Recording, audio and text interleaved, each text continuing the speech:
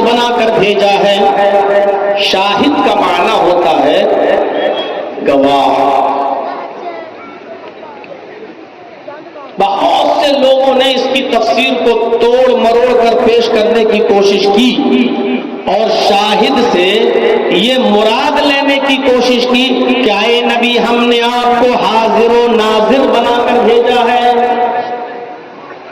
اور انہوں نے دلیل یہ دی کہ جو شخص گواہ ہوتا ہے تو گواہی بھی وہی شخص دیتا ہے جو موقع واردات پہ حاضر ہو۔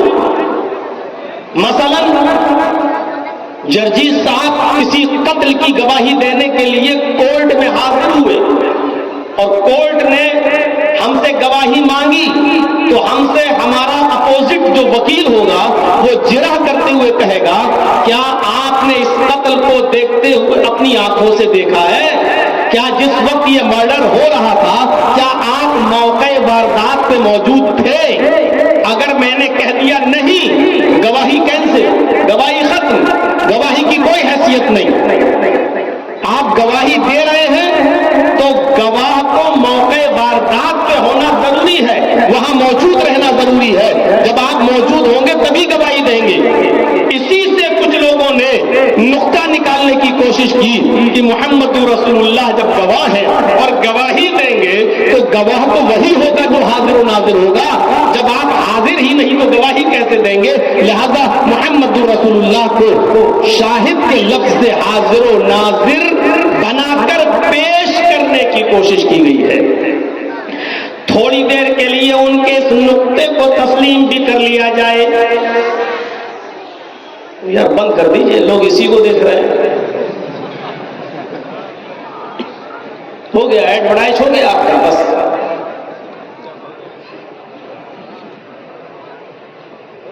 اگر تھوڑی دیر کے لیے اس بات کو مان بھی لیا جائے تو پھر آپ کو پوری امت اسلامیہ اور ساری دنیا کے مسلمانوں کو بھی حاضر و ناظر ماننا پڑے گا، اس لیے کہ شاہد کا لفظ اگر نبی کے لیے آیا ہے تو شہداء کا لفظ ساری دنیا کے مسلمانوں کے لیے بھی آیا ہے، امت محمدیہ کے لیے بھی قرآن میں آیا ہے۔ اگر لفظ شہداء سے ساری دنیا کے مسلمانوں کا حاضر و ناظر ہونا اگر آپ نہیں لے سکتے تو شاہد سے پھر نبی اکرم کا حاضر و ناظر ہونا بھی نہیں لیا جا سکتا۔ وَجَعَلْنَاكُمْ أُمَّةً وَسَطًا لِتَكُونُوا شُهَدَاءَ عَلَى النَّاسِ وَيَكُونَ الرَّسُولُ عَلَيْكُمْ شَهِيدًا۔ اور ہم نے امت محمدیہ تمہیں امت وسط بنایا، معتدل امت بنایا۔ وَجَعَلْنَاكُمْ أُمَّةً وَسَطًا، اور ہم نے اس امت کو، امت محمدیہ کو امت وسط بنایا، معتدل امت بنایا۔ کیوں بنایا؟ امة وسطا لتكونوا شهداء على الناس، تاکہ اے امت محمدیہ تم تمام لوگوں پر گواہ بن جاؤ، تاکہ اے امت محمدیہ تم تمام لوگوں پر گواہ ہو جاؤ۔ دیکھ رہے ہیں امت محمدیہ کو گواہ کر اللہ تبارک و تعالیٰ کہہ رہا ہے کہ تم تمام لوگوں پر گواہ ہو جاؤ۔ اگر امت محمدیہ گواہی دے رہی ہے اور امم سابقہ کی گواہی دے گی کہ اس میں جو ڈرانے والے آئے تھے وہ برحق تھے اور ڈرانے انہوں نے اپنا کام پورا کیا، جب یہ گواہی دے گی تو کیا امت محمدیہ اس وقت موجود تھی؟ کیا حضرت نوح کے زمانے میں امت محمد موجود تھی؟ کیا حضرت ابراہیم کے زمانے میں موجود تھی؟ کیا حضرت موسیٰ اور عیسیٰ کے زمانے میں موجود تھی؟ اگر نہیں تھی تو پھر کیسے گواہی دے گی؟ کیسے گواہی دے گی؟ جبکہ آپ نے یہ اصول بنایا ہے کہ گواہ کے لیے ضروری ہے کہ وہ موقع واردات میں موجود ہو۔ جب امت محمدیہ موجود ہی نہیں تو گواہی کیسے دے گی؟ آپ بھی مانتے ہیں کہ یہاں امت محمدیہ کو گواہ نہیں مانا جائے گا، یعنی حاضر و ناظر نہیں مانا جائے گا۔ تو جب امت محمدیہ کو حاضر و ناظر نہیں مانا جائے گا تو وہ یکون الرسول علیکم شہیدا، اور رسول تمہارے اوپر گواہ ہو جائے تو رسول اللہ صلی اللہ علیہ وسلم کو بھی حاضر و ناظر نہیں مانا جائے گا۔ پہلی چیز تو یہاں سے یہ نکل کے سامنے آئی ہے کہ محمد رسول اللہ صلی اللہ علیہ وسلم کو اس آیت سے توڑ مروڑ کر کسی طریقے سے حاضر و ناظر بنانے کی کوشش کی گئی، جو بالکل فیل ہے، پھر بھی نہیں ہو سکتی ہے۔ اگر اس آیت سے اور شاہد کے لفظ سے اور شہید کے لفظ سے اگر نبی اکرم کو حاضر و ناظر ماننے کی کوشش کر رہے ہو تو شہداء کے لفظ سے امت محمدیہ کو بھی گواہ مانو، جو تم نہیں مان سکتے ہو۔ قیامت کے دن اللہ تبارک و تعالی سابقہ کے تمام جو پہلی کی امتیں گزری ہیں ان کے کافروں سے پوچھے گا، ان امتوں میں جو کافر تھے ان سے پوچھے گا، کیا تمہارے پاس کوئی ڈرانے والا آیا تھا؟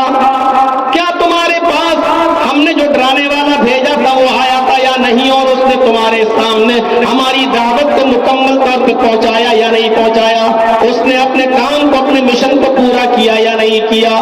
تو یہ تمام کی تمام لوگ جھٹلا دیں گے اور کہہ دیں گے کہ اے اللہ ہمارے پاس کوئی ڈرانے والا نہیں آیا تھا، ہمارے پاس کوئی بھی اللہ کے عذاب سے ڈرانے والا اور دعوت و تبلیغ کے لیے ہمارے پاس کوئی بھی شخص نہیں آیا تھا۔ تو نے بھیجا تھا لیکن ہمارے پاس کوئی ڈرانے والا نہیں آیا تھا۔ تو اللہ تبارک و تعالی امت محمدیہ سے پوچھے گا۔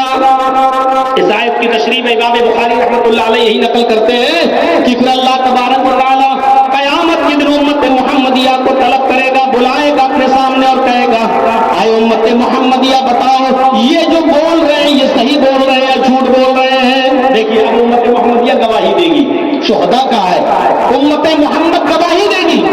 جب اللہ کہے گا اے امت محمد بتاؤ ان کے پاس کوئی ڈرانے والا آیا تھا یا نہیں آیا تھا؟ تو امت محمد کہے گی اللہ یہ جھوٹ بول رہے ہیں، یہ نوح کی قوم، موسیٰ کی قوم، عیسیٰ کی قوم، ابراہیم کی قوم، زکریا، یحییٰ، یعقوب، ان تمام لوگوں کی قومیں جھوٹ بول رہی ہیں۔ اے اللہ ان کے پاس ڈرانے والا آیا تھا اور انہوں نے اپنی دعوت کو، اپنے مشن کو پورا کر دیا، یعنی تو نے ان کو جو دعوت دے کر بھیجا تھا وہ اپنے دعوت کو پورا کرائے ہیں، یہ جھوٹ بول رہے ہیں۔ تو اللہ تعالیٰ کہے گا تمام امم سابقہ سے یہ تو گواہی دے رہے ہیں امت محمد سے لوگ، یہ تو کہہ رہے ہیں کہ ڈرانے والا آیا تھا۔ تو یہ تمام کی تمام سابقہ امتوں کے یہ کافر جھوٹے لوگ چیخ پڑیں گے اے اللہ یہ امت محمد کیسے گواہی دے گی؟ یہ تو ہمارے زمانے میں تھی ہی نہیں، یہ تو سب سے لاسٹ میں آئی، جب محمد رسول اللہ آئے تو اس کے بعد امت محمد آئی۔ اے اللہ یہ ہمارے بارے میں کیسے گواہی دے سکتی ہے؟ یہ تو ہمیں جانتی ہی نہیں ہمارے پاس کون آیا تھا کون نہیں، پھر ان کی گواہی کیسے مان لی جائے؟ پھر پوچھا جائے گا آئے امت محمد تم کس بنیاد پر گواہی دے رہے ہو جبکہ تم ان کے زمانے میں تو پیدا ہی نہیں ہوئے تھے؟ تب امت محمد یہ کہے گی کہ ہائے میرے پروردگار ہمارے پاس ایک رسول آیا تھا، ہمارے پاس ایک پیغمبر آیا تھا، محمد رسول اللہ صلی اللہ علیہ وسلم خاتم النبیین کی حیثیت سے آئے تھے، ان کے اوپر جو تو نے کتاب نازل کی تھی قرآن کریم، اس قرآن نے ہمیں بتایا ہے اور اللہ تبارک و تعالیٰ اے اللہ تو نے بذریعہ وحی محمد رسول اللہ کو خبر کر دی تھی اور محمد رسول اللہ نے ہمیں بتلایا کہ تمام امم سابقہ کے اندر بھی ڈرانے والے آئے ہیں اور انہوں نے اپنے مشن کو پورا کر دیا۔ ہمیں تو اس رسول کے ذریعے پتہ چلا ہے اور ہم اس رسول کے اوپر اپنے ذاتی مشاہدے سے زیادہ اعتبار کرتے ہیں، ہم اس رسول کے اوپر اپنی ذات سے زیادہ بھروسہ کرتے ہیں۔ اس رسول نے بھی اپنی طرف سے نہیں، اس رسول کو جو بذریعہ وحی بتلایا گیا ہے تو نے ان کو جو بتلایا وہی بات ہمیں ہمارے پیغمبر نے ہمیں بتلائی ہے۔ اس بنیاد پر ہم گواہی دے رہے ہیں کہ یہ امت صادقہ جھوٹ بول رہی ہے۔ تب امت محمدیہ کی گواہی کے بعد محمد رسول اللہ صلی اللہ علیہ وسلم گواہی دینے کے لیے آئیں گے اور کہیں گے کہ میری امت بالکل صحیح بول رہی ہے۔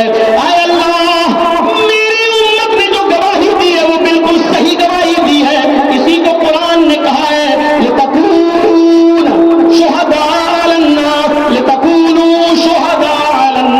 تاکہ تم اے امت محمد لوگوں پر گواہ ہو جاؤ، وَيَكُونَ الرَّسُولُ عَلَيْكُمْ شَهِيدًا، اور وہ رسول تمہارے اوپر بھی گواہ ہو جائے، وہ رسول تمہارے اوپر بھی گواہ ہو جائے، وہ رسول تمہارے اوپر۔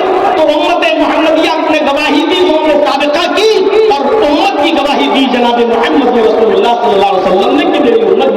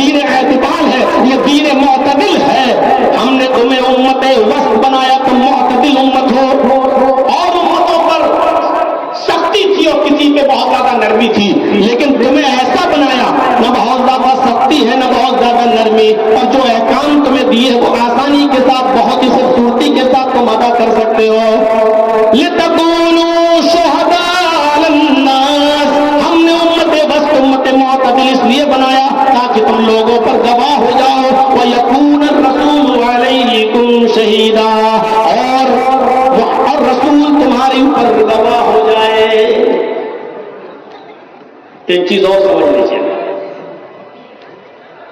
شاہد کے لیے، گواہ کے لیے موقع واردات پہ حاضر ہونا ضروری بھی نہیں ہے۔ ہم اور آپ بھلے ہی کہیں کہ اور کورٹ مانتی ہو تم نے قتل کی گواہی دی، مرڈر کی گواہی دی، کیا تم نے چشمدید گواہ ہو اپنی آنکھوں سے دیکھا؟ اور ہم کہہ رہے ہیں نہیں، کورٹ ہماری گواہی نہیں مانتی ہے، لیکن یہ ضروری بھی نہیں ہے کہ گواہ موقع واردات پہ حاضر ہو۔ میں پوچھنا چاہتا ہوں تمام لوگوں سے جو گواہ کے لیے موقع واردات پہ حاضر ہونا ضروری مانتے ہیں اور اس بنیاد پر نبی اکرم کو حاضر و ناظر مانتے ہیں، میں پوچھتا ہوں کہ آپ بھی تو گواہی دیتے ہو اور یہ کہتے ہو اشہد ان لا الہ الا اللہ، میں گواہی دیتا ہوں، گواہ تو آپ بھی ہو نا، میں گواہی دیتا ہوں اللہ کے علاوہ کوئی معبود نہیں، تو کیا آپ نے اللہ کو دیکھا ہے؟ اب آپ کہو گے ارے صاحب اللہ کو کون دیکھتا بھائی، دنیا کی کوئی نگاہ اللہ کو دیکھ ہی نہیں سکتی۔ مولانا جرجی صاحب آپ کی بات غلط ہے، یہ مثال کیسی آپ پیش کر رہے ہو؟ چلیے چھوڑ دیجیے اس مثال کو، آپ اس سے ہٹ کر دوسری کی گواہی دیتے ہو، اشہد ان محمدًا عبدہ ورسولہ، اور میں اس بات کی بھی گواہی دیتا ہوں کہ محمد اللہ کے بندے اور اس کے رسول ہیں۔ آپ رسول اللہ کی بھی گواہی دیتے ہیں کہ میں گواہی دیتا ہوں کہ محمد اللہ کے بندے اور اس کے رسول ہیں۔ میں پوچھتا ہوں کیا آپ نے محمد رسول اللہ کو دیکھا ہے؟ کیا جس وقت رسول اللہ نے رسالت کا دعویٰ کیا تھا اور اس دنیا میں رسول کی حیثیت سے آئے، کیا اس وقت آپ موجود تھے؟ نہیں، اور جب نہیں تھے تو آپ گواہی دے سکتے ہو، موجود ہونا ضروری نہیں ہے، نبی کی بغیر موجودگی میں آپ گواہی دے سکتے ہو، تو اس سے یہ صاف ظاہر ہوتا ہے کہ گواہ کے لیے ضروری نہیں ہے کہ وہ موقع واردات پہ حاضر ہو۔ کسی سچے آدمی کی گواہی پر گواہی دے دینا بھی گواہی مانی جاتی ہے۔ جیسے نبی اکرم صلی اللہ علیہ وسلم جب بیت المقدس گئے اور وہاں سے آئے اور آپ ہو کے آئے سفر معراج پر، اور اس کے بعد میں آئے اور کہا لوگوں میں نے بیت المقدس کا سفر کیا اور وہاں سے پھر میں نے جنت و جہنم کا معائنہ کیا اور دیکھ کر آیا اور رات ہی رات یہ ساری چیز، تو کافروں نے ماننے سے انکار کر دیا، تو دوڑتے ہوئے ابو بکر صدیق رضی اللہ تعالیٰ عنہ کے پاس آئے اور کہا اے ابو بکر صدیق، کیا اب بھی آپ اپنے ساتھی کو سچا مانو گے؟ یہ بتاؤ کہ یہاں سے بیت المقدس کی دوری کتنی ہے؟ اگر کوئی شخص اپنے گھوڑے پر اونٹ پر بیٹھ کے سفر کرنا چاہے تو اس کو بیت المقدس کا سفر کرنے میں کتنا ٹائم لگے گا؟ فرمایا آنے جانے میں تقریباً 1 مہینے کا سفر کا 1 مہینہ لگے گا۔ آپ بھی مانتے ہو؟ کہاں؟ اگر تمہارے ساتھی یعنی محمد رسول اللہ یہ کہے کہ آج کی رات میں نے بیت المقدس بھی دیکھی اور میں نے جنت و جہنم کا بھی معائنہ کر لیا ہے اور رات ہی رات میں واپس بھی آ گیا ہوں، تو آپ اس بات کو مانو گے یا نہیں مانو گے؟ ابو بکر صدیق نبی اکرم کے ساتھ نہیں تھے، ابو بکر صدیق نبی اکرم کے ساتھ بیت المقدس نہیں گئے تھے، ابو بکر صدیق نبی اکرم کے ساتھ جنت و جہنم کا معائنہ کرنے نہیں گئے تھے، لیکن نبی اکرم کی صداقت اور سچائی کو جانتے تھے کہ وہ کبھی زندگی میں جھوٹ نہیں بولے، اس لیے کیا کہا اے کافرین مکہ سنو قرآن کے پردے کھول کر، اگر یہ بات ہمارے نبی جناب محمد رسول اللہ کہہ رہے ہیں تو میں گواہی دیتا ہوں کہ محمد رسول اللہ سچے ہیں، وہ جھوٹ نہیں بولتے، اس لیے اگر نبی نے یہ بات کہی ہے تو بالکل سچی بات کہی ہے۔ موقع واردات پہ ہونا ضرور نہ کر بیٹھے، آج تو ان کی گواہی پر گواہ بن جا۔ اے اللہ میں امت کی گواہی پر تجھے گواہ بنا رہا ہوں، اللہم اشہد اللہم اشہد اللہم اشہد، اے اللہ میری امت کی گواہی پر تو گواہ ہو جا۔ میرے بھائیوں، شاہد کی شہادت اس شاندار طریقے سے اٹھی کہ خود تو شاہد تھا، اس نے اپنی دعوت اپنی تبلیغ پر پوری امت کو گواہ بنا لیا۔ میرے بھائیوں اندازہ لگائیے 12:45 منٹ لگے ہیں تقریباً شاہد کی تشریح میں، شاہد کی طرف چلنے میں، جبکہ ابھی صداقت کے واقعات اور بیان کروں تو آدھا گھنٹہ پون گھنٹہ اور کھینچ کر یہیں پر وہ آخر دعوانا الحمدللہ کہا جا سکتا ہے۔ لیکن میرے بھائیوں چلیے انا ارسلناک شاہدا، اب مبشر پہ آ جائیں۔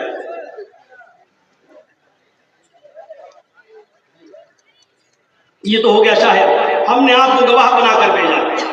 سمجھ لیا نا؟ شاہد کے لیے ضروری نہیں ہے کہ وہ حاضر و ناظر ہو.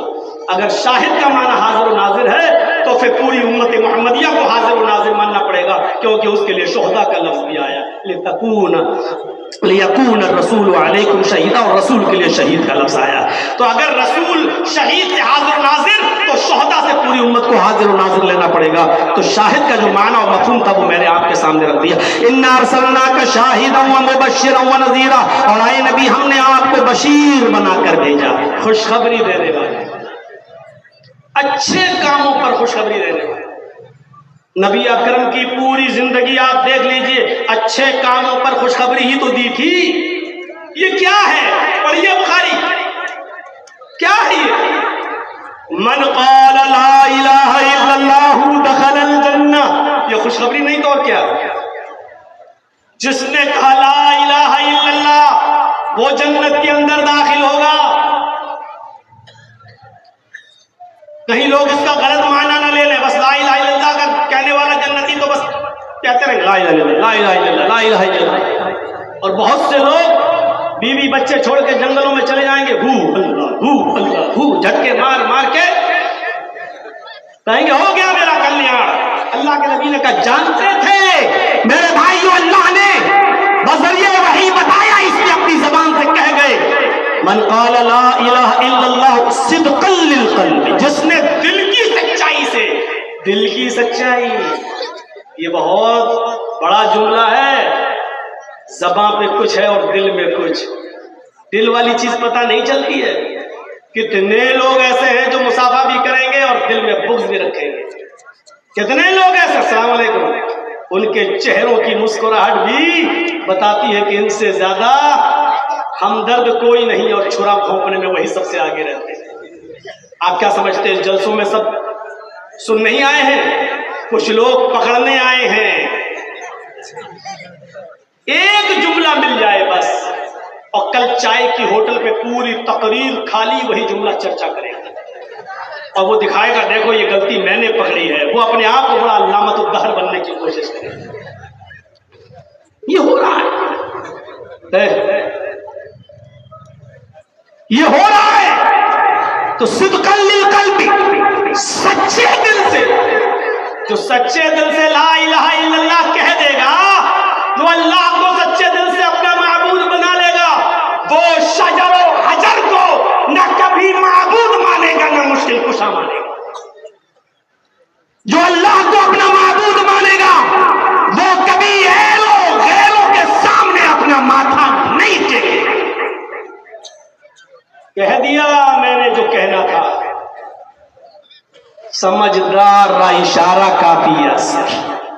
سمجھدار ہو گئے تو اشارہ کافی ہے. ایرو گیرو میں بہت سی باتیں آ گئی، ایرو گیرو میں بہت کچھ آ گیا. پاگل مولوی ہوگا، عام آدمی تو چھوڑ دو، میں مولوی کی بات کہتا ہوں. کوئی ایسا ہوگا جو یہ کہہ دے یا جو یہ بول دے کہ بہن کے ساتھ اور بیٹی کے ساتھ نکاح کرنا جائز ہے. دنیا میں کوئی ایسا بیوقوف مولوی ہوگا جو کہ کہہ دے کہ بہن اور بیٹی کے ساتھ نکاح جائز. لیکن ایک جنسنگی ہجڑے نے، ایک بے غیرت نے، شاید اس کی یا تو ماں نہیں یا بہن نہیں یا بیٹی نہیں، بات کو کاٹ پیٹ کر اس طریقے سے سوشل میڈیا پر پھیلایا کہ دیکھو یہ مولوی کیا کہتا ہے. کہ یہ کتنی بڑی بدعقلی کی بات ہے کہ لوگ اپنی بہن اور بیٹی کا ہاتھ کسی دوسرے کے ہاتھ میں دے دیں اور دوسرے کا کباڑ کھانا اٹھا کر لے آئیں. جبکہ میں نے کرامتا اور فرقہ باطنیہ کے لیڈر کی بات کو چھوڑ کر کے کہا تھا کہ اس نے اپنی کتاب کے اندر یہ لکھا ہے، لیکن ان بے غیرت میں اس کا پیسہ ملتا ہے، ان کو پیسہ ملتا ہے، کیونکہ یہ بغیر ہڈی ڈالے ہوئے تو کچھ کر نہیں سکتے. ان کے لیے باقاعدہ ہڈیاں ڈالی جاتی ہیں، اس لیے یہ ساری چیزیں کاٹ چھانٹ کر لوگوں کو بتلانے کی کوشش کرتے ہیں. تو آج کے دور میں کچھ بھی ہو سکتا ہے. آپ کی ایک بیٹی کے مرتد ہونے پر 5 لاکھ روپے کا چیک دیا جاتا ہے، کچھ سالوں کے لیے گھر اور مکان بھی دیا جاتا ہے ان کی کمیٹی کی طرف سے لڑکے کو، اور ایک یا دو بچے پیدا ہو جانے کے بعد گھر چھین لیا جاتا ہے، لڑکی کو بے دخل کر دیا جاتا ہے اور لڑکے کو کہا جاتا ہے کہ اب ان لڑکوں کو لے جا کر بناؤ اپنے دھرم میں اور لاؤ اس کو، اور لڑکی کو بے یار و مددگار چھوڑ دو۔ کتنی ایسی لڑکیاں ہیں جو مرتد ہونے کے بعد جنہوں نے یا تو خودکشی کی ہے یا پھر انہوں نے جسم فروشی کا دھندا اپنا لیا ہے، کیونکہ وہ جیتے جی اپنے باپ کے گھر میں نہیں جا سکتی ہیں، کیونکہ باپ کے دروازے بھی ان کے لیے ہمیشہ کے لیے بند ہو چکے ہیں۔ کیا کریں گے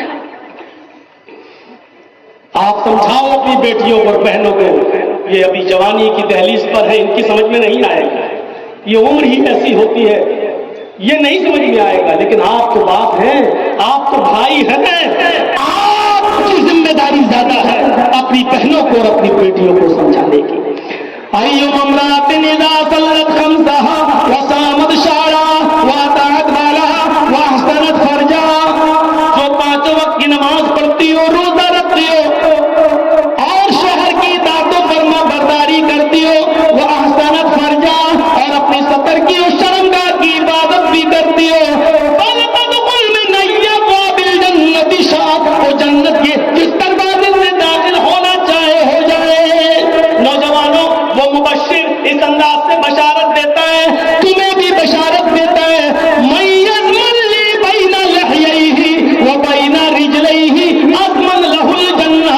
آئے نوجوانوں، تمہارے نبی کا فرمان ہے، مجھے میرا نوجوان طبقہ 2 چیزوں کی گارنٹی دے دے، 2 چیزوں کی ضمانت دے دے، میں اس کو جنت کی ضمانت دیتا ہوں۔ فرمایا من یضمن لی بین لحییہ وبین رجلیہ، جو اپنے دونوں جبڑوں کے درمیان، داڑھی کے درمیان، اپنے گالوں کے درمیان، یعنی زبان کی ضمانت دے دے، جھوٹ نہیں بولے گا، غیبت نہیں کرے گا، چغلی نہیں کرے گا، کسی کی برائی نہیں کرے گا، اس کو ذکر و اذکار پہ لگائے گا، جو اس زبان کی، دیکھیے 2 چیزیں بتائی ہیں اور دونوں کتنی اہم ہیں، ساری چیزیں نہیں مانگی ہیں۔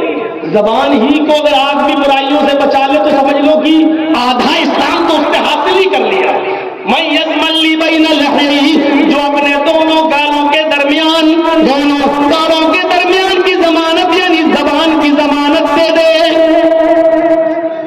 وہ بین رجلیہ، اور اپنے دونوں پیروں کے درمیان یعنی شرمگاہ کی حفاظت کی گارنٹی دے دے، جو ہمیں ان دونوں چیزوں کی ضمانت دے دے، اپنی زبان کو غلط باتوں میں، غلط بولنے میں، جھوٹ بولنے میں، غیبت کرنے میں، چغلی کرنے میں، لا یعنی اور بیہودہ اور لغو باتیں کرنے میں نہیں لگائے گا، اور اپنی شرمگاہ کا غلط استعمال نہیں کرے گا، جو ان 2 چیزوں کی ضمانت مجھے دے دے، فرمایا اضمن لہ الجنہ، میں اس کو جنت کی ضمانت دیتا ہوں۔ مبشر کس انداز سے ہوتا ہے؟ یتیموں کا مال نہ کھانے والوں کو ڈراتا ہے، اور یتیموں کے سر پہ ہاتھ رکھنے والے کو وہ مبشر بشارت دیتا ہے، انا وکافل الیتیم بالجنۃ کہاتین، میں اور یتیم کی کفالت کرنے والا، میں اور یتیم کی پرورش کرنے والا، میں اور یتیم کی دیکھ ریکھ کرنے والا، فی الجنۃ کہاتین، جنت میں ایسے ہوں گے جیسے یہ دونوں انگلیاں آپس میں ملی ہوئی ہے، جیسے یہ دونوں انگلیاں آپس میں ملی ہوئی ہے۔ ذات المعاد پڑھیے، علامہ ابن قیم کی، یتیموں کو دیکھتے اپنا حصہ لے کے جا رہے ہیں، ایک ہاتھ میں تھیلی، دوسرے ہاتھ میں تھیلی، یہ وہ مال ہے جو نبی اکرم کو ملا ہے، سب کا حصہ دیا، آپ کو بھی حصہ ملا ہے، آج حصہ لے کے جا رہے ہیں۔ حضرت عائشہ سوچے بیٹھی ہیں، آج 15 دن ہو گئے، میرے گھر میں بھی چولہا جلے گا، میرے گھر میں بھی روشنی ہوگی، میرے گھر میں بھی روٹی بنے گی، آج گوشت میرے گھر میں بھی پکے گا۔ نبی اکرم گھر کی طرف جا رہے ہیں، حضرت عائشہ چولہے میں لکڑی رکھ لیتی ہیں، اس امید سے کہ آج اچھا کھانا میرے گھر میں بھی بنے گا۔ ادھر 2 یتیم بچے ملتے ہیں،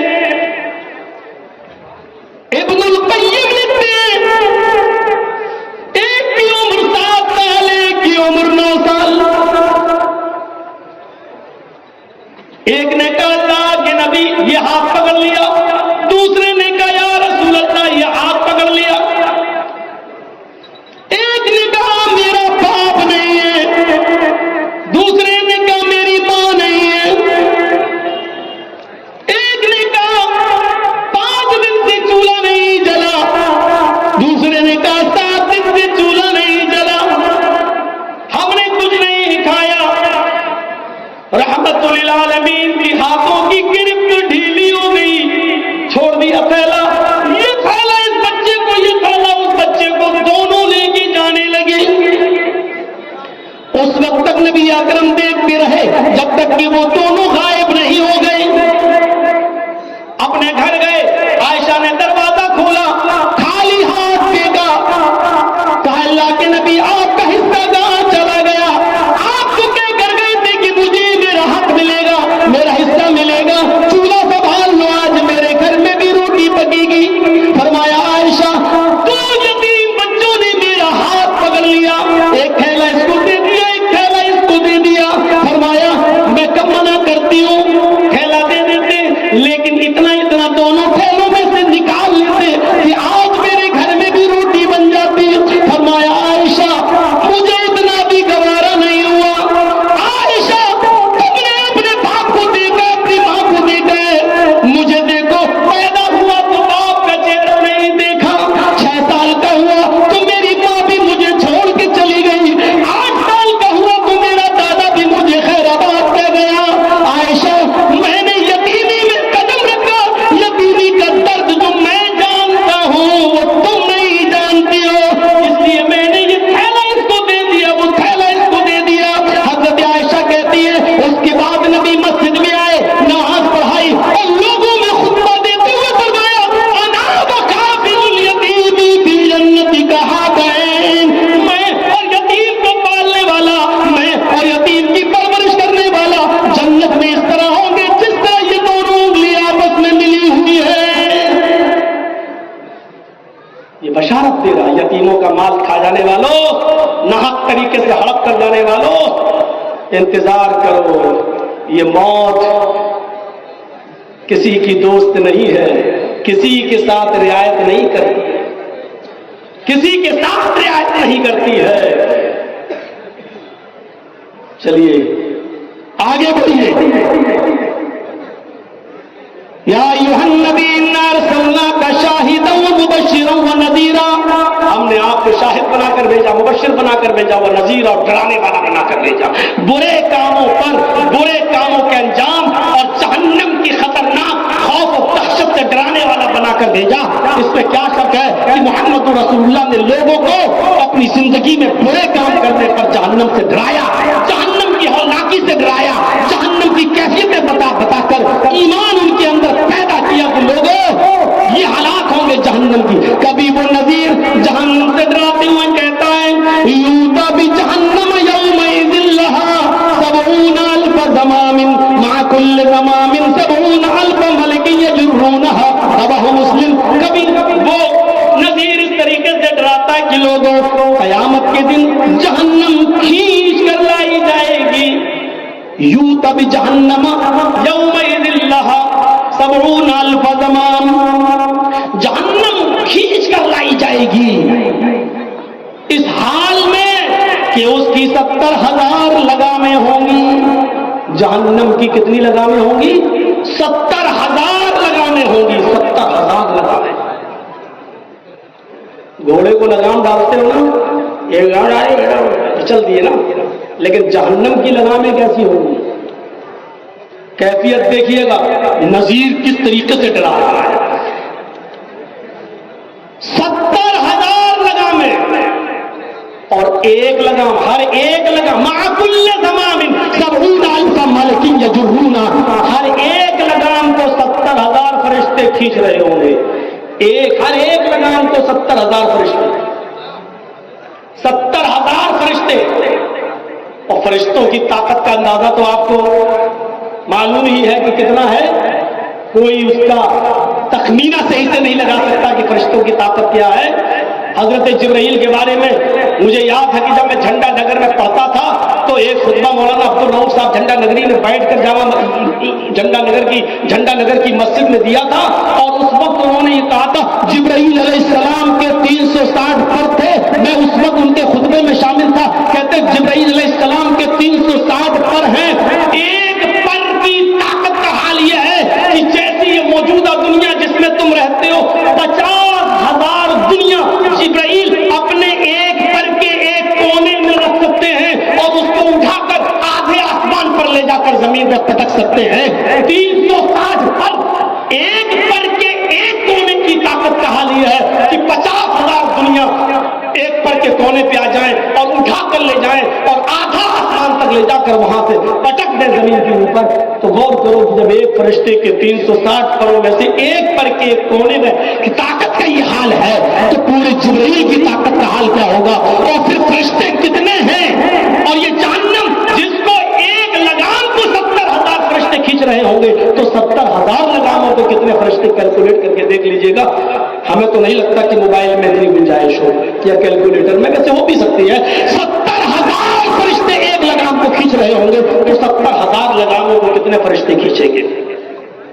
यूता बे जहन्नम यौमइज़िन लहा सबऊना अल्फ ज़मामिन मा कुल्ल ज़मामिन सबऊना अल्फ मलकिन यजुर्रूनहा।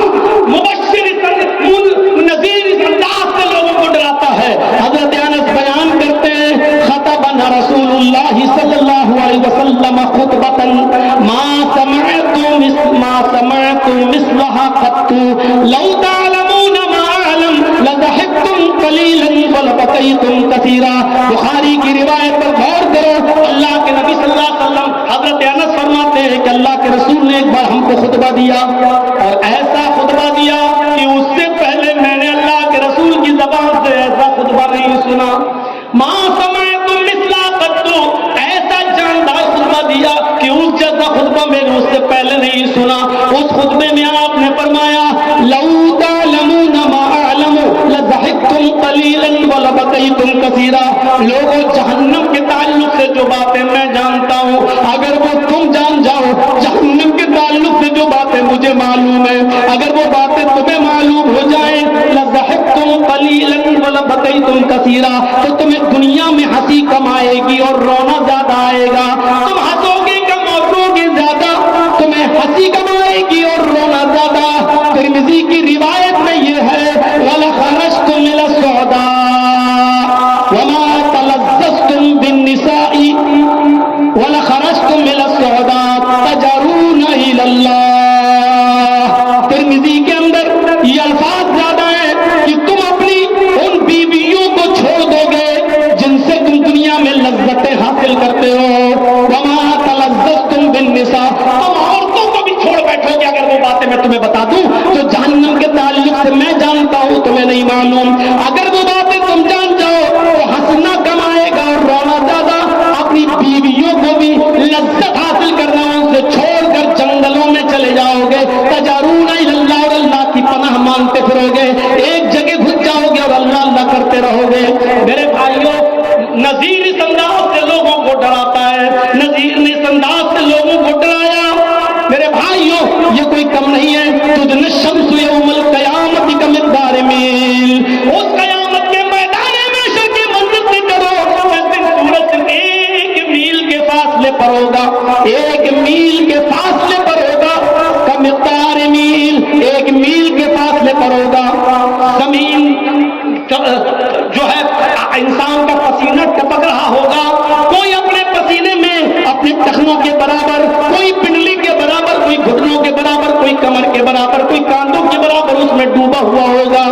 1 मील के फासले पर यह सूरज जो आज हमारी जमीन से, मौजूदा जमीन से 9 करोड़ 30 लाख मील की बुलंदी पर है, जिसकी गर्मी का यह हाल है कि इस अक्टूबर के महीने में भी शेरवानी के अंदर मौलवी जर्जीज की बनियान बिल्कुल भीग चुकी है। निचोड़ों तो पांव उसमें पसीना निकलने लगे। इस अक्टूबर के महीने में, जबकि सूरज भी हमारे सर के ऊपर नहीं, ये दिन भर के सूरज की हरारत का, इस रात में भी उसकी गर्मी का ये अंदाजा है। जब 1 मील के फासले पर होगा तो हमारा हाल क्या होगा। और वो भी सुलैम इब्न आमिर रावी इस हदीस के वो कहते हैं कि अरबी जबान में मील के 2 माना है।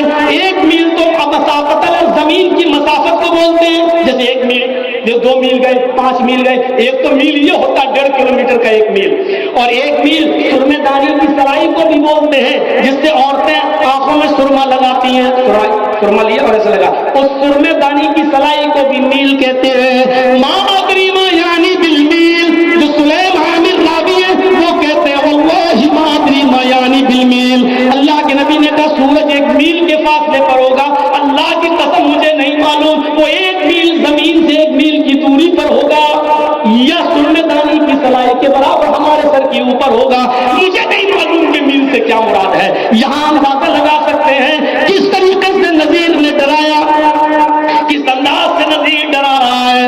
وہ نذیر اس انداز سے بھی ڈراتے ہوئے ہماری ماں بہنوں کو بھی کہہ رہا ہے کہ نساء کاسیات عاریات ممیلات ومائلات. ایک ایسا زمانہ آئے گا کہ تم دیکھو گے عورتیں کپڑا تو پہنیں گی لیکن برائے نام کپڑا ہوگا.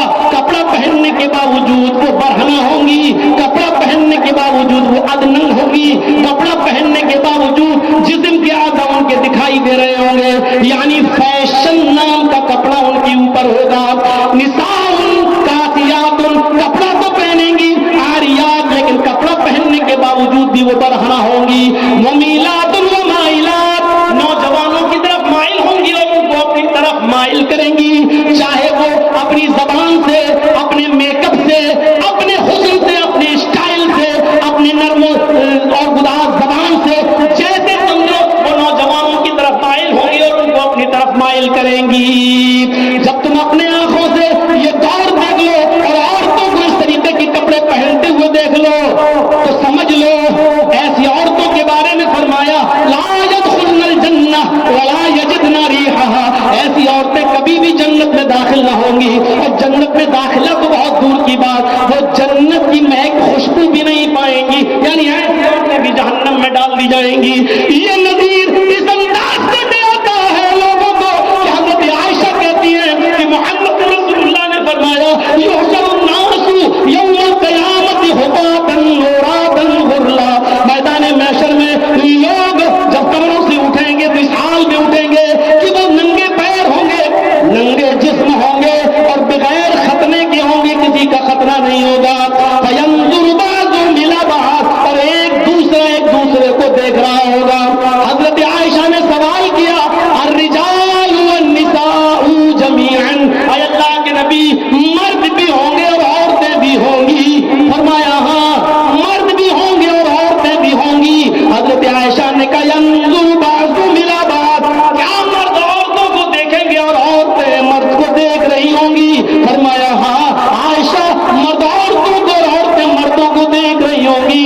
فرمایا اما عائشہ نے تب تو عورتیں مارے شرم کے مر جائیں گی جب مرد ان کی طرف نظریں اٹھا کے دیکھیں گے. فرمایا عائشہ اتنی فکر کہاں ہوگی کسی مرد کو جو نظر دکھائے اور دیکھتا چلا جائے, ہر آدمی کو اپنے بچنے کی فکر ہوگی, میں کیسے بچوں, کیسے بھاگوں.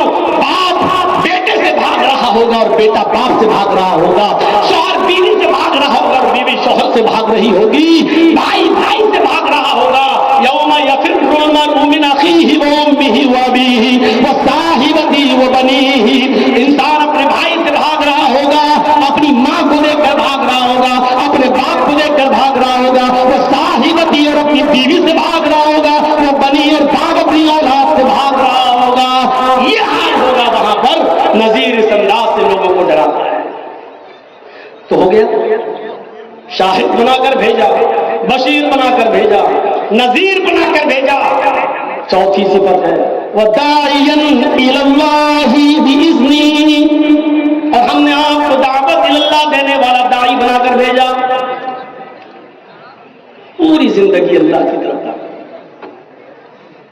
جرجیز کا اسٹیج ختم, یا دوسرا اسٹیج لگے گا, الیکشن کے موقع پر دوسرا اسٹیج لگے گا, کوئی اس نیتا کی طرف بلائے گا, کوئی اس کی طرف بلائے گا, کوئی اس کی طرف بلائے گا.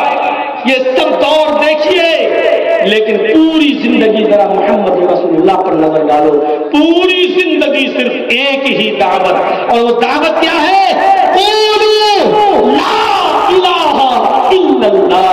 لوگوں اپنی زبان سے صرف اتنا کہہ دو کہ کوئی معبود نہیں ہے سوائے. یہ دعوت کیسے کیسے موقع پر دی جا رہی ہے؟ ایک شخص آتا ہے پورے قافلے کی شکل میں، اس کو امیر بنا دیا جاتا ہے، بھیجا ہے کئی لوگوں کو، مکے کے سرمردہ لوگوں نے، چودھریوں نے، سرمایہ داروں نے کہ جاؤ، پانی سب سے اوپر چڑھتا جا رہا ہے. شاید محمد کو کسی چیز کا لالچ ہے، کہو صلی اللہ علیہ وسلم، کسی چیز کا لالچ ہے. اگر لالچ ہے تو لالچ دے کر کے دیکھو. لالچ دینے آ گئے، کئی لوگ آئے، ایک کو چن لیا، تم بات کرو گے. بات کرنے لگا، اے محمد ابن عبداللہ، ہم اپنی قوم کی طرف سے آپ سے بات کرنے آئے ہیں، چند لوگوں پر مشتمل یہ قافلہ آپ کی خدمت میں حاضر ہے. آپ نے کہا کیا بات ہے؟ کب بات کچھ نہیں ہے، اتنا ہی سے بات ہے کہ پانی سر سے اوپر چڑھ گیا ہے. آپ جو دعوت دے رہے ہیں لوگوں کو، اس دعوت نے ایک فتنہ کھڑا کر دیا ہے. باپ بیٹے سے، بیٹا باپ سے جدا ہو گیا ہے، ماں بیٹی کی نہیں سنتی، بیٹی ماں کی نہیں سنتی، بھائی بھائی کا دشمن ہوتا چلا جا رہا ہے. آپ کی دعوت سے کھائیاں بڑھتی جا رہی ہیں. اگر آپ کا کوئی مقصد ہے تو بتاؤ. آپ نے کہا میں سمجھا نہیں، کھل کر بولو کیا کہنا چاہتے ہو. انہوں نے کہا اے محمد ابن عبداللہ، اگر آپ کو دولت چاہیے، پیسہ چاہیے، تو آپ میرے سامنے اپنی ریکویسٹ رکھیے. ہم آپ کو اپنی قوم کی طرف سے چندہ کر کے اتنا روپیہ، اتنا پیسہ، اتنا درہم و دینار دے دیتے ہیں. آپ مکے کے سب سے امیر انسان کہلائیں گے. آپ سے زیادہ دولت کسی کے پاس نہیں ہوگی. ہم اتنا چندہ کر کے آپ کو دے دیتے ہیں کہ آپ مکے کے سب سے امیر انسان کہلائیں گے. اگر دولت نہیں چاہیے آپ کو تو آئے محمد ابن عبداللہ، مجھے اتنا بتا دیجئے کہ آپ حکمراں بننا چاہتے ہیں، آپ کو حاکم بننے کا شوق ہے. اگر یہ بات ہے تو آپ مجھے بتا دیجئے، ہم لوگوں سے گزارش کر کے آپ کو اپنا حاکم بنا دیتے ہیں، آپ حکمراں بن جائیے. ہم آپ کو اپنا سردار بنانے کے لیے تیار ہیں. سرداری حکمرانی چاہیے تو بولیے، پیسہ دولت سونا چاندی چاہیے تو بولیے. اور یہ بھی نہیں تو ایک تیسری وجہ ہو سکتی ہے جو سب سے زیادہ پاپولر ہے، اور اس کے لیے انسان یا تو مذہب چھوڑ دیتا ہے، باپ کا بھی قتل کر دیتا ہے، کئی لوگوں کا مرڈر بھی کر دیتا ہے. وہ ہے عورت. اگر آپ کو کسی حسین و جمیل اور خوبصورت اور امیر عورت سے، لڑکی سے آپ کو عشق ہو گیا ہے، پیار ہو گیا ہے، محبت ہو گئی ہے، تو وہ آپ مجھے بتائیے. آپ کو لگتا ہے کہ ایسے وہ ہمارے حوالے نہیں کرے گا تو آپ صرف اشارہ کیجئے کہ وہ کس کی بیٹی ہے، کس کی بہن ہے. آپ صرف اپنے منہ سے نکال دیجئے اور بتا دیجئے. اس حور صفت پری کو میں لا کر آپ کی خدمت میں رکھ دیتا ہوں، آپ کے پاس حاضر کر دیتا ہوں، آپ کے ساتھ نکاح کرا دیتا ہوں. کوئی انکار نہیں ہے. اگر آپ کو کسی عورت سے نکاح کرنا تو وہ بھی بولیے. ان تمام چیزوں کے جواب میں آپ نے جو ان سے کہا وہ یہ کہا کہ نہیں، نہ مجھے حکمرانی چاہیے، نہ مجھے دولت چاہیے، نہ مجھے بیوی عورت چاہیے، مجھے ان تمام چیزوں سے کوئی سروکار نہیں. تو فرمایا پھر کیا ہے؟ کہ مجھے کچھ نہیں چاہیے، بس میں اتنا چاہتا ہوں کہ تم سب اللہ کے عذاب سے بچ جاؤ، میری قوم لا الہ الا اللہ کہہ دے اور کامیاب ہو جائے. ہم تو یہ چاہتے ہیں کہ تم سبھی ایک اللہ کی عبادت کرنے والے بن جاؤ. قولوا لا الہ الا اللہ، ایک اللہ کی عبادت کرنے والے چلے گئے. جو وقت آیا لالچ دیتے ہوئے، اس وقت کو بھی دعوت دیتے ہوئے کوہ صفا پر چڑھے تو ان کو بھی دعوت دی. یہی کہا ایھا الناس قولوا لا الہ الا اللہ تفلحوا، لوگوں لا الہ الا اللہ کہہ دو کامیاب ہو جاؤ گے. ایک جگہ کہا تملک العرب والعجم، عرب کے بھی مالک بن جاؤ گے اور عجم کے بھی مالک بن جاؤ گے. تم صرف اپنی زبان سے لا الہ الا اللہ کہہ دو، بس اتنا کہہ دو، لا الہ الا اللہ، اتنا کہہ دو. دعوت دے رہے ہیں تو ایک اللہ کی طرف دعوت. اس منظر کو اٹھائیے، اس منظر کو، بڑے سے بڑے لوگوں کے گردے پانی پانی ہو جائیں گے، لیکن نبی اکرم کس طریقے سے استقلال کھڑے ہیں غزوہ ذات الرقاع سے واپسی کے موقع پر. غزوہ ذات الرقاع سے واپسی کے موقع پر لوگ تھکے ہوئے تھے, کئی راتوں کے جاگے ہوئے تھے. صحابہ کہنے لگے اس جنگل میں درخت ہے سایہ دار, تھوڑا سا آرام کر لیجیے, اللہ کے رسول تھوڑی دیر کے بعد نکل جائیں گے. آپ نے سب کو اجازت دے دی. سب لوگوں نے جہاں درخت دیکھا وہاں لیٹ گئے اور لیٹتے ان کو نیند آ گئی. محمد رسول اللہ صلی اللہ علیہ وسلم بھی ایک درخت کے سائے میں آرام فرما رہے تھے. اتنے میں ایک دیہاتی کافر آتا ہے, اس نے محمد رسول اللہ کی لٹکی ہوئی تلوار کو دیکھ لی اور اس نے تلوار اتار کر نبی اکرم کے سامنے کود جاتا ہے, چھلانگ لگاتا ہے, آپ اڑ جاتے ہیں. وہ آپ کے پاس تلوار لے کر کھڑا ہے اور ایک ہی سوال کرتا, من یمنعک یا محمد, من یمنعک منی یا محمد, اے محمد بتاؤ تمہیں میرے ہاتھ سے کون بچائے گا. یہ صحابی وہاں ہے, وہ صحابی وہاں ہے, تیسرا وہاں, چوتھا وہاں, پانچواں وہاں. جب تک آواز دیں گے تب تک تو یہ کام ہی تمام کر دے گا. آپ نے کوئی آواز نہیں دی, یہ بڑھتا جا رہا ہے اور نبی کے چہرے پہ مسکراہٹ آتی جا رہی ہے. قریب جاتا ہے, ایک ہی جملہ کہتا ہے, من یمنعک منی یا محمد, اے محمد بتاؤ تمہیں میرے ہاتھ سے کون بچائے گا. اور یہ جملہ سن کر استقلال کی چٹان بن کر جو جواب دیا وہی محمد رسول اللہ کی دعوت کی. پوری زندگی بھر آپ نے اس موقع پر اس کافر کو بھی جو جواب دیا وہ جواب تھا,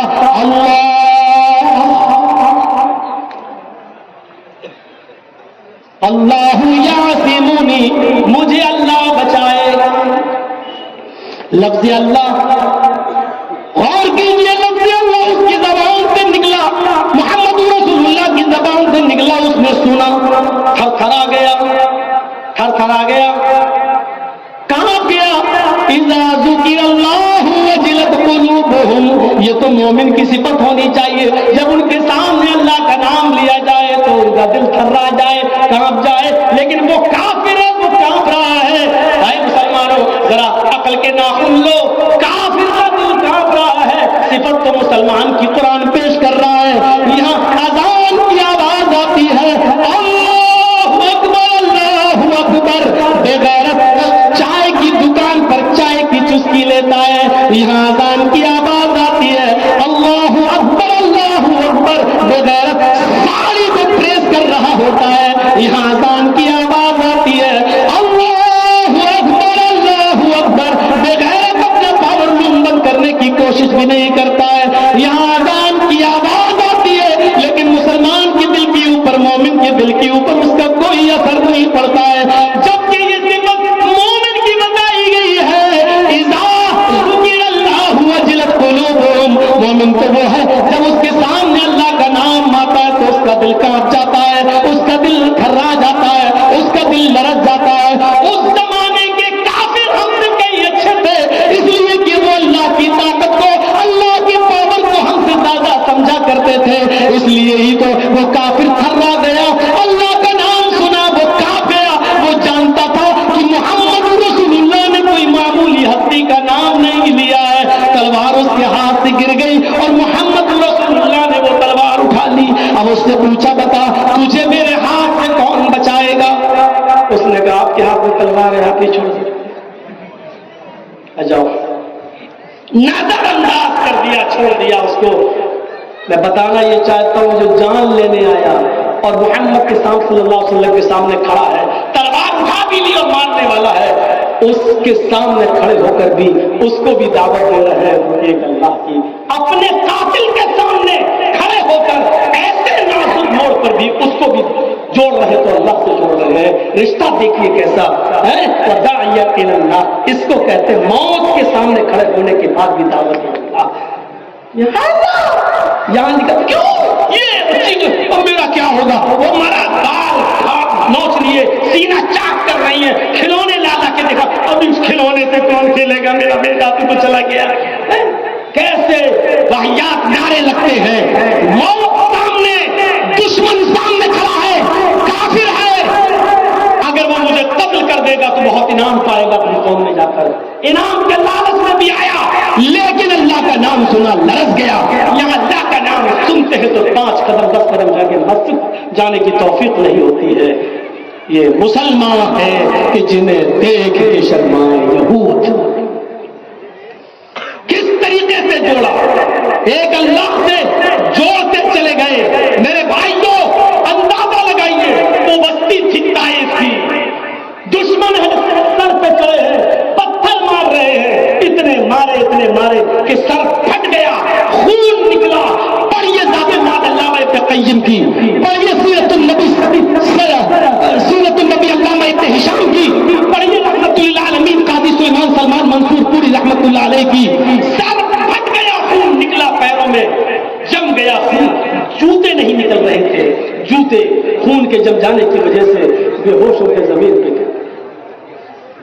جب ہوش آیا تو دو فرشتے آئے, محمد صلی اللہ علیہ وسلم آپ کہیں تو ہم ان طائف والوں کے اوپر ایسی آندھی لائے کہ سب کو ہلاک کر دیں. دوسرے نے کہا کہیں تو ہم ان طائف والوں کو دو پہاڑیوں کے بیچ میں رکھ کر پیس دیں مسئلے.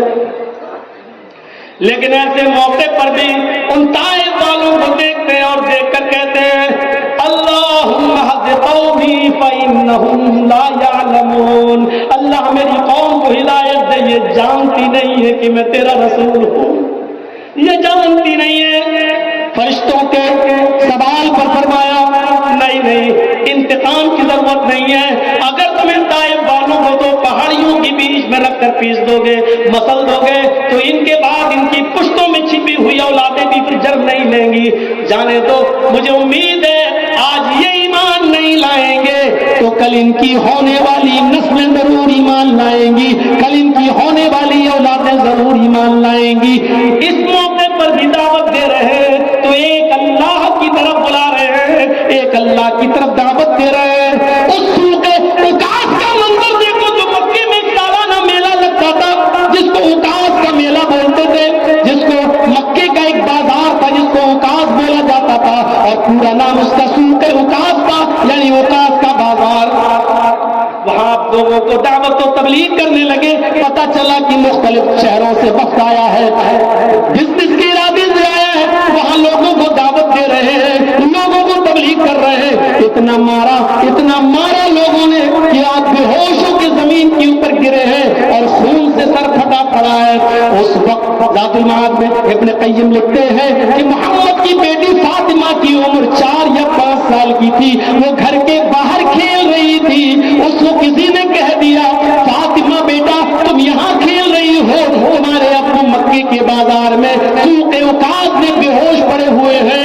اتنا سننا تھا کہ ننھی منی فاطمہ بھاگتی ہوئی دوڑتی ہوئی جاتی ہے اور اپنے بے ہوش باپ کے پاس بیٹھ جاتی ہے, اپنے سر کی اوڑھنی سے اپنے باپ کے سر پہ جمع خون صاف کرتی جاتی ہے. ہاں میری بہنوں سنو, چھتوں سے سنو, جلسوں میں آئی ہو تو سنو. 5 سال کی یا 4 سال کی ہے فاطمہ, اور سر کی اوڑھنی سے اپنے باپ کے سر کا خون پوچھ رہی ہے. ہاں تم نے صحیح سنا, 5 سال کی بچی اور سر پہ اوڑھنی, حالانکہ پردہ بھی فرض بھی نہیں ہوا ہے, سر پر اوڑھنی سے اپنے باپ کا خون صاف کر رہی ہے. کیا فاطمہ کا یہ چاچا ہے 20 اور 22 سال کی لڑکیوں تمہارے گال پہ نہیں پڑ رہا ہے کہ آج تم انسٹاگرام پہ ٹک ٹاک پہ ڈانس کر رہی ہو اور دوپٹے تمہارے اتر کر بال کھلے ہوئے سامنے آ چکے ہیں, شرم مگر تمہیں نہیں آتی ہے. یہ 5 سال کی فاطمہ سر پہ اوڑھنی اوڑھے ہوئے ہے, پردہ حالانکہ ابھی فرض بھی نہیں ہوا ہے, اور اپنے باپ کے پاس بیٹھ کر اوڑھنی اتار کر اپنے باپ کا خون صاف کرتی جاتی ہے اور روتے ہوئے کہتی جاتی ہے آئے مکے کے لوگوں تم نے میرے اس باپ کو مارا ہے, آئے مکے والوں تم نے میرے اس بابا کو مارا ہے جس نے زندگی میں کبھی جھوٹ نہیں بولا ہے.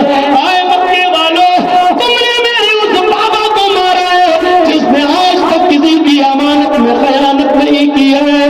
آئے مکہ والوں تم نے میرے اس باپ کو مارا ہے جس نے آج تک کسی کا دل نہیں دکھایا. آئے مکہ والوں تم نے آج اس کو صرف اس بات میں مارا ہے کہ وہ تم سے کہتا ہے ایک اللہ کی عبادت کرو, اپنا رشتہ ایک اللہ سے جوڑو. یعنی سوکھے اکاس میں بھی لوگوں کو جوڑنے گئے تھے ایک اللہ سے. اور فاطمہ مارا ہے، کیونکہ اس نے تم کو یہ کہا لا الہ الا اللہ کہہ دو، ایک اللہ کی عبادت کرنے والے بن جاؤ، صرف اس بات پر تو ہمارے باپ کو مارتے ہو، اس بات پہ مارا۔ حضرت فاطمہ کی آنکھوں سے آنسو گرا، نبی اکرم کے گال پر گر جاتا ہے، اس آنسو نے آپ حیات کا کام کیا، نبی اکرم کے آنکھوں سے نبی اکرم کے آنکھ کھل جاتی ہے اور حضرت فاطمہ کو اپنے پاس دیکھتے ہی سینے سے لگا لیتے ہیں اور کہتے ہیں اپنا غم بھول گئے، اپنی تکلیف بھول گئے، اور فرمایا وہ قوم کبھی فلاح نہیں پائے گی جو حق بات کہنے پر محمد کی لختی جگر کو ستاتی ہے، جس نے فاطمہ کے 4 سال کی میری پھول جیسی بچی کا دل دکھایا، وہ قوم کیسے فلاح پائے گی، وہ قوم کیسے نجات پائے گی، تم نے میری بیٹی کا دل دکھایا، اچھا نہیں کیا۔ میرے بھائیوں اپنی بیٹی کی اس تکلیف پر اپنی تکلیف بھول گئے تو خوف کے اوقات میں گئے تو لوگوں کو دعوت اللہ دی، ایک وقت آیا ہوا ہے، آپ اس کو تبلیغ کر رہے ہیں، سمجھا رہے ہیں، اتنے میں حضرت زینب بھیجتی ہیں اپنا قاصد کہ جاؤ میری بیٹی کی طبیعت بہت زیادہ خراب ہے اور اس کی سانسیں اکھڑ رہی ہیں، میرے ابو کو بلا لو، نانا سے کہو محمد رسول اللہ سے اپنی نواسی کو آ کر دیکھ لیں اور کچھ دعا پڑھ دیں۔ جو قاصد جاتا ہے، اللہ کے نبی کے پاس مہمان ہیں، باہر کے آئے ہوئے ہیں، آپ نے ان سے کہا، جو قاصد آیا تھا زینب کی طرف سے، اس سے کہا انا للہ ما اعطا ولہ ما غدا، جو کچھ دیا وہ اللہ ہی کا ہے اور جو لے گا وہ اللہ ہی کا ہے۔ آئے زینب تمہارا باپ ابھی دعوت و تبلیغ میں لگا ہوا ہے، تم اللہ سے دعا کرو میں ابھی نہیں آ سکتا۔ آپ پھر وقت کے دعوت و تبلیغ میں لگ گئے، ادھر جو قاصد گیا اور اس نے پیغام دیا تو انہوں نے اللہ کی قسم دے کر بھیجا دوبارہ جاؤ اور میرے ابو سے کہنا آپ کو آپ کی بیٹی نے اللہ کا واسطہ دیا ہے، جس حال میں بھی بیٹھے ہو چلے آؤ۔ زینب نے کہا میری بیٹی کی نہیں، ان کی نواسی کی طبیعت بہت زیادہ اچھی نہیں ہے، جلدی آ جائیں اور میری بیٹی پر کچھ دعا پڑھ دیں۔ جب اللہ کا واسطہ سنا تو آپ نے جماعت کے لوگوں سے وقت سے ان گروہوں سے جو آئے اعتبار سے آپ نے اجازت لی اور کرو تو میں اب ایک بعد میں بتاؤں گا، تبلیغ کروں گا، میری بیٹی نے مجھے اللہ کا واسطہ دیا، مجھے جانا ضروری ہے۔ آپ نے چند صحابہ کو اپنے ساتھ لیا اور زینب کے گھر کی طرف چل دیے۔ زینب کے گھر پہنچ کر دروازے کو دستک دی، محلے کی جو عورتیں وہاں بیٹھی ہوئی تھی ایک نے دروازہ کھولا، حضرت زینب اپنی بیٹی نواسی کو اپنی گود میں لیے ہوئے تھی اور اس کی کنڈیشن یہ تھی کہ اس کی سانسیں اکھڑ رہی تھی، وہ آخری سانسیں لے رہی تھی۔ جیسے ہی زینب نے اپنے باپ کو محمد رسول اللہ کو روم کے اندر دیکھا، اپنی بیٹی کو آگے بڑھا دیا، ابو جان میری بیٹی کو اپنی گود میں لے لیجیے، دعا کیجیے، آپ کے ہاتھ زبان سے نکلی ہوئی دعا میں اللہ نے شفا رکھی ہے، میری بیٹی کو اللہ شفا دے دے، لے لیجیے۔ اس روح کھلتی ہوئی نواسی کو جیسے ہی محمد رسول اللہ نے اپنی گود میں لیا، شاید وہ نواسی بھی اپنے نانا کی گود کا انتظار کر رہی تھی، جیسے ہی وہ اپنے نانا کی گود میں آئی اس کی روح تب سے عنصری سے پرواز کر گئی، نواسی کا انتقال ہو گیا۔ زینب رو رہی ہے، غم کے آنسو ہے، اور یہ منظر دیکھ کر محلے کی وہ تمام عورتیں زینب کے رونے کو دیکھ کر ان کے بھی آنکھوں میں آنسو ہے، جو صحابہ نبی کے ساتھ آئے یہ منظر دیکھ کر وہ بھی رو رہے ہیں، لیکن ایسے نازک موڑ پہ بھی محمد رسول اللہ اپنی بیٹی کو اور پورے جتنے سامعین تھے اور اس جمع تھے اس گھر میں سب کو یہی دعوت دے رہے ہیں، انا للہ و انا الیہ راجعون، انا للہ ما عطا ولہ ما خذا۔ میرے بھائیوں نبی یہی دعوت دے رہا ہے کہ جو کچھ بھی ہے ہم سب بھی تو اللہ ہی کی طرف سے وَإِنَّا إِلَيْهِ رَاجِعُونَ، اور اسی کی طرف پلٹ کر جانا ہے۔ جو کچھ دیا تھا وہ اللہ ہی کی طرف سے عطا کرتا تھا، جو لے لیا وہ اسی کی امانت تھی، ہمیں صبر کرنا چاہیے۔ جب سارا مجمع رو رہا ہے اس موقع پر محمد رسول اللہ اپنے گھر والوں کو اپنی بیٹی کو صحابہ کو ساتھ ایک اللہ سے جوڑ رہے ہیں اور یہ کہہ رہے ہیں اس میں ہم کچھ نہیں کر سکتے، امانت اسی کی تھی اور اس نے اپنی امانت لے لی، اس میں میں کیا کر سکتا ہوں؟ غور کرو، کوئی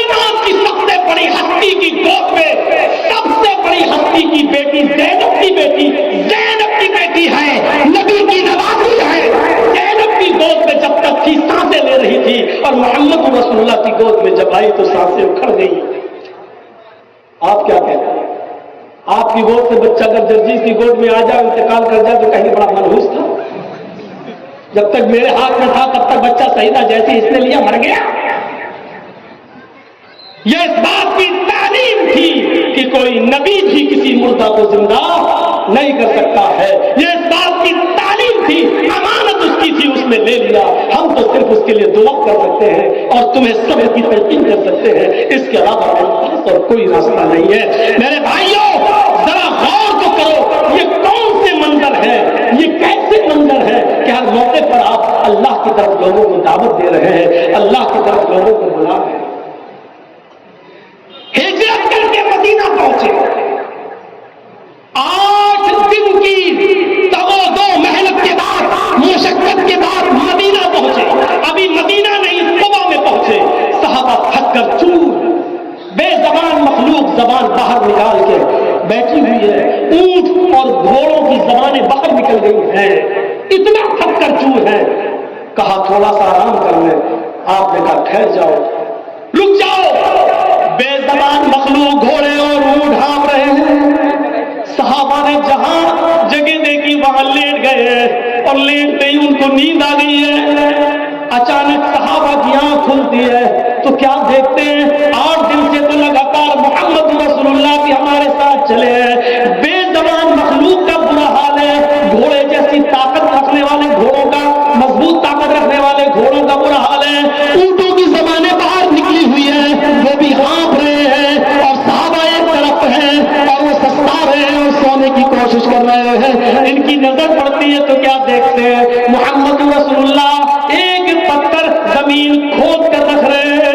صحابہ وہاں تشریف لاتے یہ کیا کر رہے ہیں؟ فرمایا اس جگہ پر میں مسجد قبا کی بنیاد رکھ رہا ہوں، چاروں طرف میں پہاڑیاں دیکھ رہا ہوں. اے لوگوں یہاں اللہ اکبر کی صدائیں بلند ہوں گی تو یہ پہاڑ کی قیامت کے دن اللہ کی وحدانیت کا اقرار کریں گی. اور اس جگہ میں نے اللہ کا نام لیا، یہ پہاڑیاں قیامت کے دن گواہی دیں گی. ساری مخلوق تک کر چور ہے، صحابہ نڈھال ہے، بے زبان مخلوق کی زبانیں باہر نکلی ہیں، لیکن محمد رسول اللہ کو مسجد کی تعمیر کی فکر ہو رہی ہے. محمد رسول اللہ کو مسجد کی تعمیر کی فکر ہو رہی ہے. یا اللہ اکبر کی صدائیں بلند ہوں گی.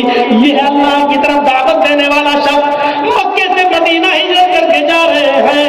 اور کرو مسجد مدینے کی عورتیں چھتوں پر ایسے ہی چڑھ گئی جیسے آپ کے یہاں جلسے میں عورتیں چھتوں پہ چڑھ کے جلسہ سن رہی ہیں.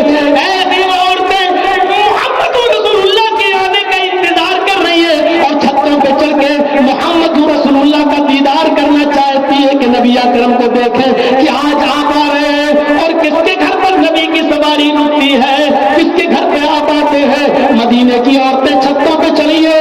اللہ کے نبی جب مدینے میں گزر رہے ہیں تو مدینے کی چھوٹی چھوٹی 5-5, 6-6 سال کی بچیاں دف بجاتے ہوئے یہ گیت گا رہی ہیں اور گیت گاتے گاتے کہہ رہی ہے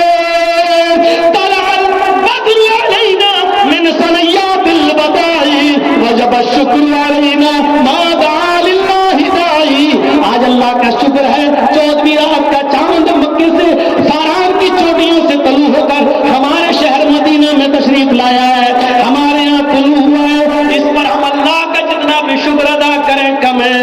وہ بچیاں یہ گیت گا رہی ہیں، آپ ان کا گیت سن سن کر مسکرا رہے ہیں. تھوڑا اور آگے بڑھے تو وہی بچیاں یہ گیت گاتے گاتے ایک جملہ ان کے منہ سے غلط نکل گیا. وَفِينَا نَبِيٌّ يَعْلَمُ مَا فِي غَدٍ. آج ہمارے درمیان ایک ایسے نبی تشریف لائے ہیں جو کل کی بات بھی جانتے ہیں. آج ہمارے پاس ایسے رسول آئے ہیں جو کل کا علم بھی رکھتے ہیں.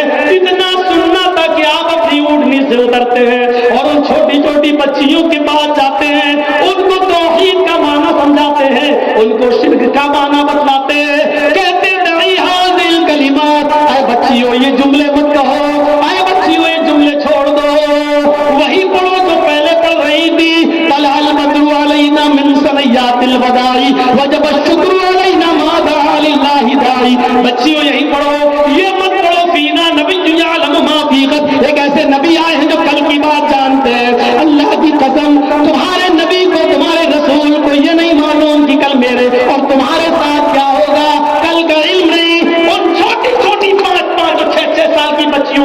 سے نکلنے والے شرکیہ جملوں پر بھی آپ خاموش نہیں رہے، اترے اور ان بچیوں کو توحید کا معنی بتلایا، اللہ کا معنی بتلایا، اور یہ بتلایا کہ کل اور قیامت تک کا علم اگر کسی کو ہے تو وہ صرف ذات ہے اللہ کی، میں تو اللہ کا بندہ ہوں، اللہ کی قسم کل میرے اور تمہارے ساتھ کیا ہوگا یہ ہم کو نہیں معلوم۔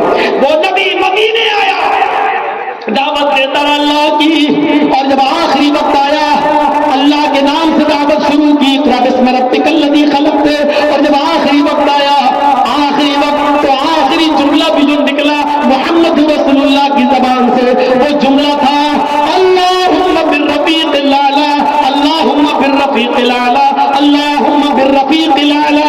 اے اللہ رفیق اعلیٰ میں، اے اللہ رفیق اعلیٰ میں۔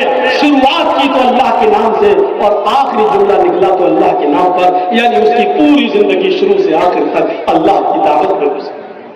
داعیا الی اللہ، یہ ہے داعی الی اللہ، وسراجا منیرا، اور روشن سورج بنا کر بھیجا۔ قرآن میں آسمان کے چمکنے والے سورج کو سراج وہاج کہا ہے، سراج وہاج، روشن سورج، چمکنے والا سورج، لیکن آسمان کے سورج کو کیا کہا؟ سراج وہاج، اور محمد رسول اللہ کو کیا کہا؟ سراج منیر، سراج منیر۔ اب میں یہ دو جملے استعمال کروں گا، سراج وہاج اور سراج منیر۔ جب سراج وہاج کہے تو آسمان کا سورج سمجھنا، جب سراج منیر کہے تو محمد رسول اللہ سمجھنا۔ میرے بھائیوں، آسمانی سورج سراج وہاج ہے اور دنیا کا سورج سراج منیر محمد رسول اللہ ہے۔ فرق کیا ہے؟ آسمان کا سورج چمکتا ہے، اندھیرا ختم ہو جاتا ہے۔ محمد رسول اللہ صلی اللہ علیہ وسلم کو جب نبوت ملی تو اندھیرا نہیں، گناہوں کا اندھیرا ختم ہو گیا۔ آسمان کا سورج چمکا تو ظلمتوں کا اندھیرا مٹ گیا۔ محمد رسول اللہ کو جب نبوت ملی اور رسول بن کر آئے تو گناہوں کا اندھیرا مٹ گیا۔ سراج وہاج چمکتا ہے تو تاریکی ختم ہوتی ہے، سراج منیر چمکتا ہے تو گناہوں کا اندھیرا ختم ہوتا ہے۔ سراج وہاج آسمانی سورج جب چمکتا ہے تو رات کو دن تو رات میں ہونے والے جرائم بند ہو جاتے ہیں۔ سراج منیر جب چمکتا ہے تو گناہوں کے کام بند ہو جاتے ہیں۔ سراج منیر جب چمکا تو چوری، ڈکیتی، زناکاری، شراب نوشی، بے پردگی، عریانیت اور یہ تمام چیزوں کو جناب محمد رسول اللہ نے ختم کیا ہے۔ سورج جرائم کے ارتکاب کو بند کرتا ہے، محمد رسول اللہ گناہوں کے ارتکاب کو بند کرتے ہیں۔ وہ بھی سورج، یہ بھی سورج، وہ چمکتا ہے تو ظلمتوں کو، تاریکیوں کو مٹاتا ہے، یہ چمکتا ہے تو گناہوں اور پاپ اور تاپ کو ختم کرتا ہے۔ میرے بھائیوں، فرق اتنا ہے، سراج وہاج جب دن میں چمکتا ہے تو رات میں اس کی چمک بند ہو جاتی ہے، لیکن سراج منیر کی تعلیم رات میں بھی باقی رہتی ہے اور دن میں بھی باقی رہتی ہے۔ اس کا نام رات میں بھی لیا جاتا ہے اور دن میں بھی لیا جاتا ہے۔